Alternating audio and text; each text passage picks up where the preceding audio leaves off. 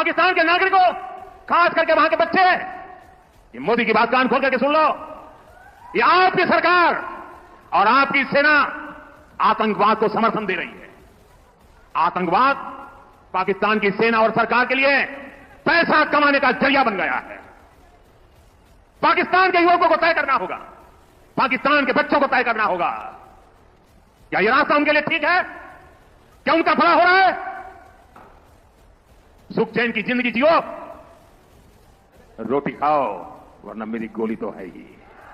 साथियों, पाकिस्तान के लोगों को मोदी का डायरेक्ट मैसेज, रोटी पसंद तो रोटी खाएं वरना गोली है तैयार। आतंकवाद के खिलाफ आगे आए और पाकिस्तान की आवाम आतंकियों के अंत का मिशन है। और में जरा इसको भी पढ़ के शामिल कर लें ताकि तुम लोग को तुम लोग की औकात याद है, ताकि तुम लोग को तुम लोग की औकात याद है। तुम लोग करोगे सर्जिकल स्ट्राइक, तुम लोग करोगे पाकिस्तान पे हमला, ये तुम लोग की हकीकत है। दी एंड ऑफ इंडिया। और इसके साथ साथ मैं ये भी कहना चाहूंगी कि वहां पे बड़े जो थिंक टैंक्स बैठे हुए हैं, वहां पे ऐसे आर्टिस्ट जो कि बहुत काम करते हैं, तो जावेद अख्तर साहब आप जरा लिखिए ना, नरेंद्र मोदी साहब जुल्म कर रहे हैं, जुल्म की दास्तानें रकम करें, क्यों नहीं लिखते आप लिरिक्स? और मैंने तो मैं पाकिस्तान के बच्चों को कहना चाहता हूं कि आपके हुक्मनारा या आपकी सेना आतंकवाद के साये में पड़ रही है।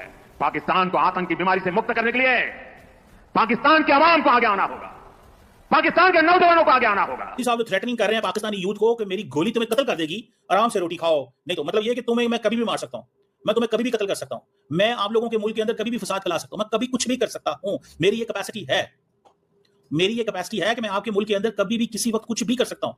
कभी आपने सोचा है कि ये जो अपना कुर्ते का जो साइज है और पजामे का जो नाप है उसको ठीक तरह से नाप नहीं सकते?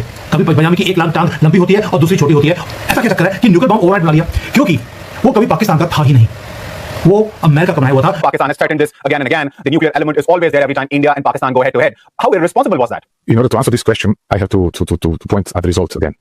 Right now, or at least since 10th of May, Pakistan is not nuclear power, but a country in possession of nuclear warheads which it cannot deploy. It means it is actually not nuclear power, but de facto disarmed. It might have nuclear warheads, but it cannot deploy them effectively against India. उनका पूरा जो doctrine था against India कि हम कुछ भी कर सकते हैं, टेरर स्ट्राइक्स करें, ये करें, वो करें, आप अगर रिटेलिएट करने की कोशिश करेंगे तो we will use our nuclear capability. कहते हैं कि इफ यू आर थ्रेटेंड, आप न्यूक्लियर वेपन यूज करेंगे।